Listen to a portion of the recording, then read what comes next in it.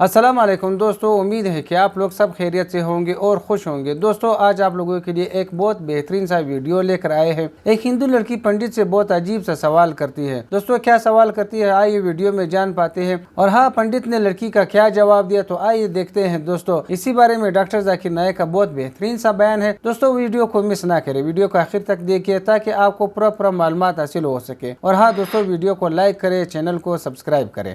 बाकी तो मेरी सारी समस्याएं आप रोज भागवत जो हो रही है वो सारी समस्याओं का समाधान मुझे मिल गया है। इसे क्या मिल गया आइए क्या समस्याओं का मिला?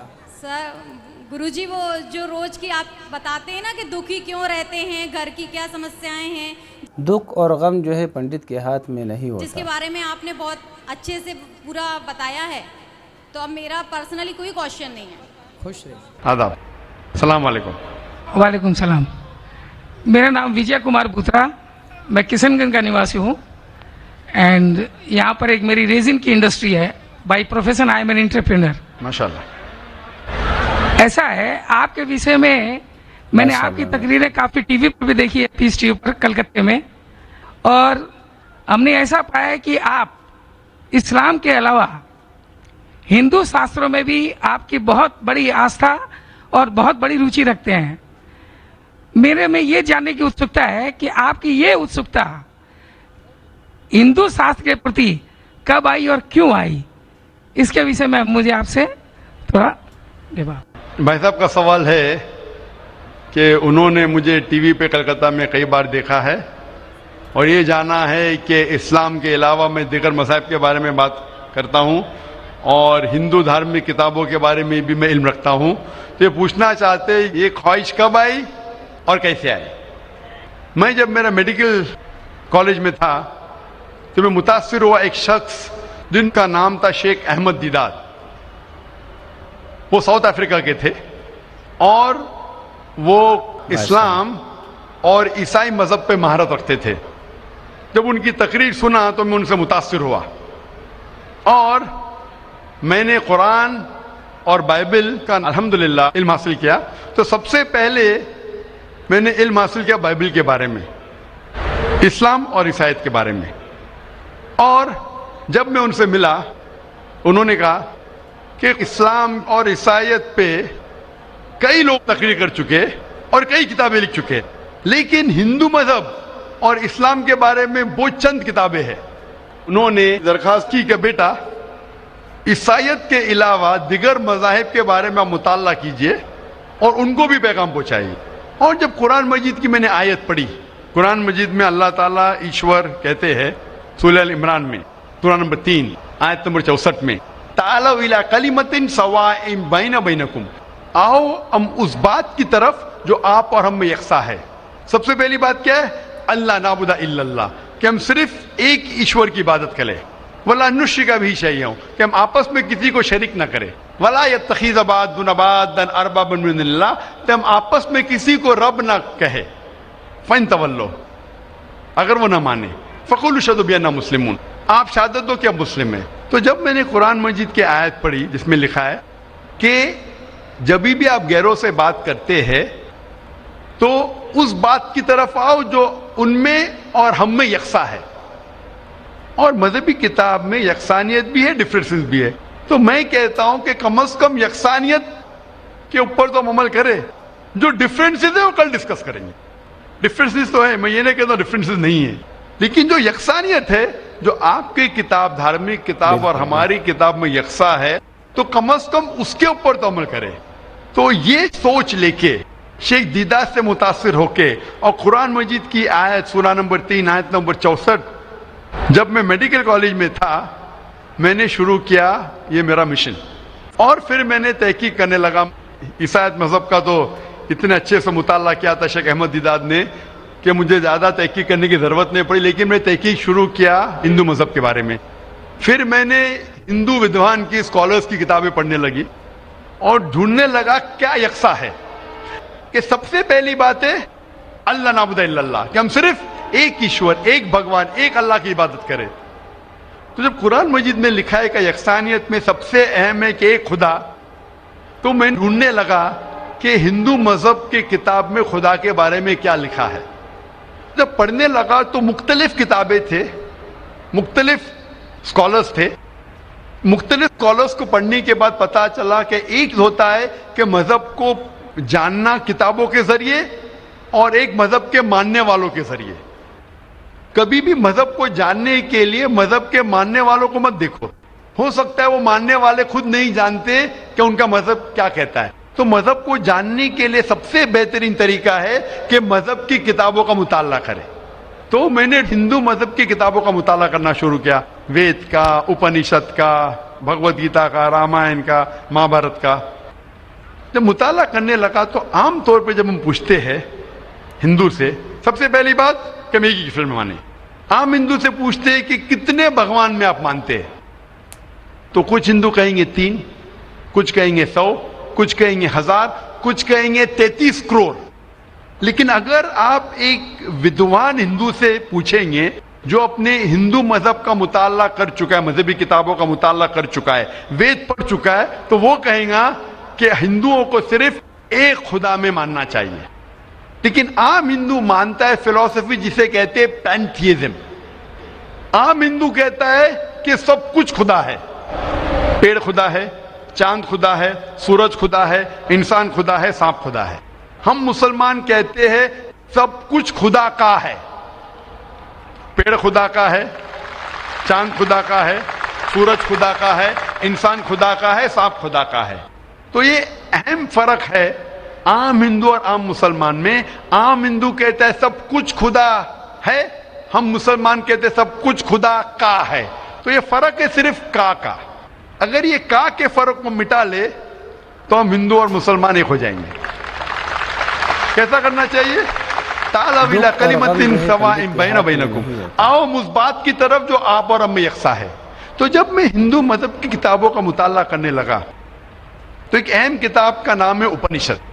उपनिषद में लिखा है, Chandogya Upanishad, chapter number 6, section number 2, shloka number 1 में, एकम एविदित्यम, खुदा एक है दूसरा नहीं है। जब हम पढ़ेंगे श्वेताश्वेतर उपनिषद चैप्टर नंबर 6 श्लोका नंबर 9 में, नाचस्य कसिज जनिता न चदीपा, ये संस्कृत कोटेशन है जिसके मानी है उस खुदा, उस ईश्वर का कोई रब नहीं, उस ईश्वर के कोई वालिदैन नहीं, उसके ऊपर कोई नहीं है, उसकी वालदा नहीं, उसके वालिद नहीं है। लिखा है श्वेताश्वेतर उपनिषद में चैप्टर नंबर 4 श्लोका नंबर 19 में, न तस्य प्रतिमा अस्ति, उस ईश्वर की कोई प्रतिमा नहीं। प्रतिमा संस्कृत में होता है अक्स, photograph, painting, picture, idol, statue, sculpture. न तस्य प्रतिमा अस्ति, उस ईश्वर की कोई प्रतिमा नहीं, कोई अक्स नहीं, कोई पिक्चर नहीं, कोई फोटोग्राफ नहीं, कोई पेंटिंग नहीं, कोई आइडल नहीं, कोई स्कल्पचर नहीं, कोई स्टैच्यू नहीं। और ये आप आगे पढ़ेंगे, ये वही चीज लिखा हुआ है यजुर्वेद में। वेद हिंदू मजहब की सबसे ऊंची किताब है। यजुर्वेद में लिखा है चैप्टर नंबर 32 श्लोका नंबर 3 में, न तस्य प्रतिमा अस्ति, उस ईश्वर की कोई प्रतिमा नहीं, कोई अक्स नहीं, कोई फोटोग्राफ नहीं, कोई पेंटिंग नहीं, कोई पिक्चर नहीं, कोई स्टैच्यू नहीं, कोई आइडल नहीं, कोई स्कल्पचर नहीं। तो जब आप हिंदू मजहब की किताबों का मुताला करते पता चलता है हिंदू मजहबी किताब में भी लिखा है खुदा एक है, उस खुदा का कोई अक्स नहीं। और ब्राह्म सूत्र जो हिंदुइज्म का है वो एकम ब्राह्म द्योत्या नास्ते नैना नास्ते किंचन, भगवान एक ही है, दूसरा नहीं है, नहीं है, नहीं है, जरा भी नहीं है। There is only one God, not a second one, not at all, not at all, not in the least bit. तो इस जरिए से मेरा मुताला शुरू हुआ।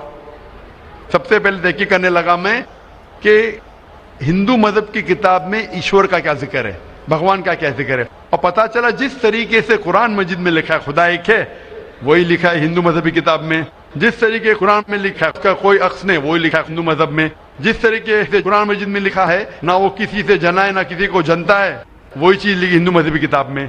तो मैंने कहा जो यकसा है तो इसके ऊपर अमल क्यों ना करे। तो इस तरीके से मेरी तहकीक शुरू हुई और आस्ते आस्ते तहकीक के बाद पता चला कि हिंदू मजहब में भी लिखा हुआ है कि अवतार आने वाले हैं।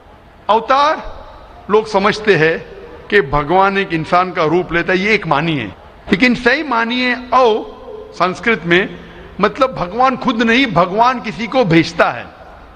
तो अवतार के सही मानी है जैसे हम कहते हैं पैगंबर। तो भगवान ने, ईश्वर ने कई पैगंबर भेजे और आखिरी पैगंबर का जिक्र हिंदू मजहबी किताब में है, कई किताबों में है, वेद में है, उपनिषद में है। कई मिसाल दूंगा एक, कल्कि पुराना में लिखा है कि आखिरी जो अवतार आने वाले आखिरी पैगंबर वो कल्कि अवतार है। उनके वालिद का नाम है विष्णु यास। विष्णु मतलब खुदा, यास मतलब नौकर, खुदा का नौकर। अरबी में करेंगे तो हो जाता है अब्दुल्ला, जो नाम था मोहम्मद सल्लल्लाहु अलैहि वसल्लम के वालिद का। उसके वालिदा का नाम है सुमति, मतलब शांति, अमन। अरबी में हो जाता है आमिना, जो मोहम्मद सल्लल्लाहु अलैहि वसल्लम के वालिदा का नाम था। इसमें लिखा है कि इन्हें वही आएंगी एक केव में, एक गारे में, जो मोहम्मद सल्लल्लाहु अलैहि वसल्लम गारे हिरा में आई थी। उन्हें वही आएंगी रात के वक्त, वो बाद में जाएंगे नॉर्थवर्ड और फिर वापस आएंगे। मोहम्मद सल्लल्लाहु अलैहि वसल्लम ने हिजरत की थी, मदीना की तरफ वापस आए। उनके 4 करीब दोस्त होंगे, इसमें 4 खुलफा राशिदीन है। इस तरीके से डिटेल में लिखा गया है आखिरी पैगंबर, जो आखिरी अवतार जो आने वाले मोहम्मद सल्लल्लाहु अलैहि वसल्लम। तो मैं कहता हूं हिंदुओं से कि आप अपनी हिंदू किताब का मुताला कीजिए और हम हिंदू और मुसलमान एक हो जाएंगे। तो इस तरीके से मेरे तहकीक शुरू हुई और मैं दुनिया भर में कोशिश करता हूं अमन का पैगाम लोगों तक पहुंचाए। जी भाई साहब, आपने जो उपनिषदों का वर्णन किया उसके साथ में एक लाइन और जोड़ता हूं, जहां पर यही लिखा हुआ है कि ईश्वर एक ही है। वो हमारी श्रीमद् भगवद गीता है, जिसे हम श्रीमद् भगवान की वाणी या ईश्वर की वाणी कहते हैं। उसके चैप्टर नंबर 18 श्लोक नंबर 66 में है, अनन्या सर्व धर्मान परित्यज्यम मामेकं शरणं प्रजा अहम त्वाम सर्व पापेभ्यो मोक्षयिष्यामि मा शुचा। उसमें भी एक ही ईश्वर की ओर इंगित किया गया। तो आप जो कह रहे हैं एकदम सही और एकदम यथार्थ है कि हमारे हिंदू में एक ही ईश्वर की है, बाकी रूप हमने अनेक मान दिया है। ये एक आस्था का विषय हो जाता है, साकार रूप, निराकार रूप वो अलग है, लेकिन ईश्वर तो हमारे यहाँ भी आपने एकदम ठीक फरमाया है। गीता भी हमारी यही कहती है। धन्यवाद आपको बहुत बहुत। जज़ाकल्लाह शुक्र। हजारों साल नरगिस अपनी बेनूरी पे रोती है, हजारों साल नरगिस अपनी बेनूरी पे रोती है, बड़ी मुश्किल से होता है चमन में दीदवर पैदा। अब हम चलते हैं माइक नंबर 2 की तरफ।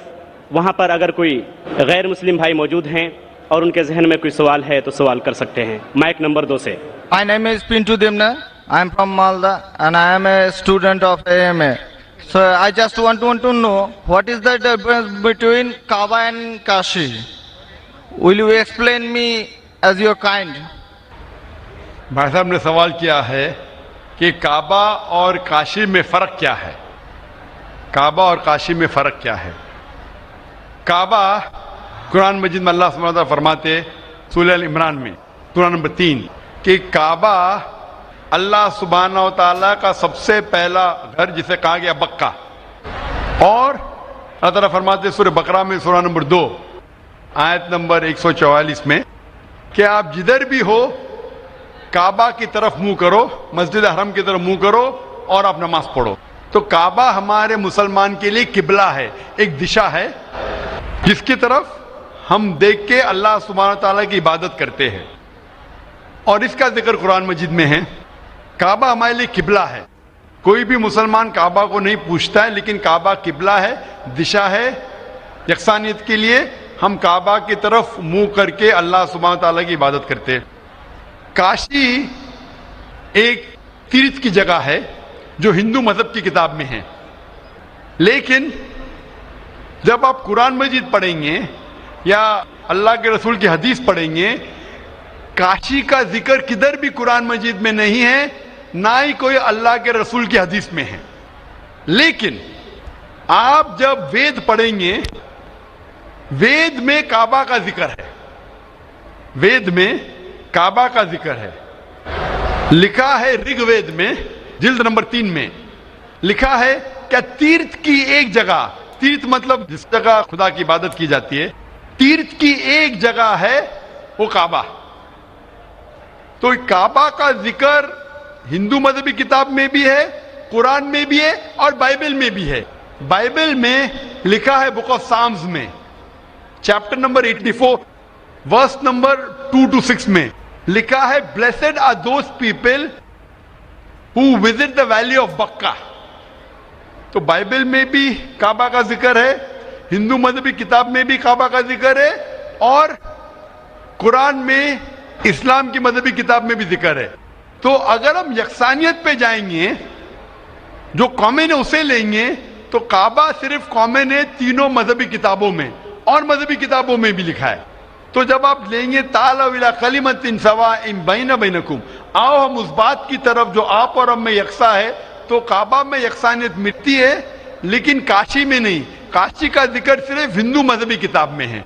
तो अगर हम यकसानियत पे अमल करना चाहेंगे तो आप और हमें मानना पड़ेगा कि काबा अल्लाह सुब्हानहू तआला का घर है और इबादत गाह है, इबादत करने की जगह है। Hope that answers the question. तो दोस्तों ये थी हमारी आज की वीडियो। उम्मीद करते हैं कि आप लोगों को पसंद आई होगी और देखने के लिए कुछ मिला होगा। दोस्तों आज की वीडियो बहुत इंफॉर्मेटिव वीडियो थी। पंडित ने हिंदू लड़की को क्या जवाब दिया आप लोगों ने सुना, क्योंकि पंडित सवाल जवाब को इधर उधर घुमा रहा था। दोस्तों आप लोगों ने डॉक्टर जाकिर नाइक का बयान भी सुना, डॉक्टर जाकिर नाइक ने कितना बेहतरीन बयान किया। तो दोस्तों उम्मीद करते हैं कि आप लोगों को वीडियो पसंद आई होगी और आप लोगों के मालूमात में कुछ इजाफा हुआ होगा। दोस्तों इसी तरह की मजीद वीडियो देखने के लिए हमारे साथ रहिए, ताकि हमारी वीडियो आप लोगों तक बर वक्त पहुंचती रहे। दोस्तों वीडियो आप लोगों को कैसी लगी कमेंट सेक्शन में जरूर बताना और अपनी खूबसूरत राय का इजहार जरूर करना। अगर हमारी वीडियो में कोई कमी बेशी हो या कोई और काम हो इसमें, ताकि हम लोग उसको आप लोगों की कमेंट की वजह से दुरुस्त कर सके। तो दोस्तों हमारे हौसला अफजाई के लिए कमेंट जरूर करना। आप लोगों की कमेंट से हम लोग खुश होते हैं। तो अपना बहुत सारा ख्याल रखिए। इजाजत चाहते हैं। अल्लाह हाफिज।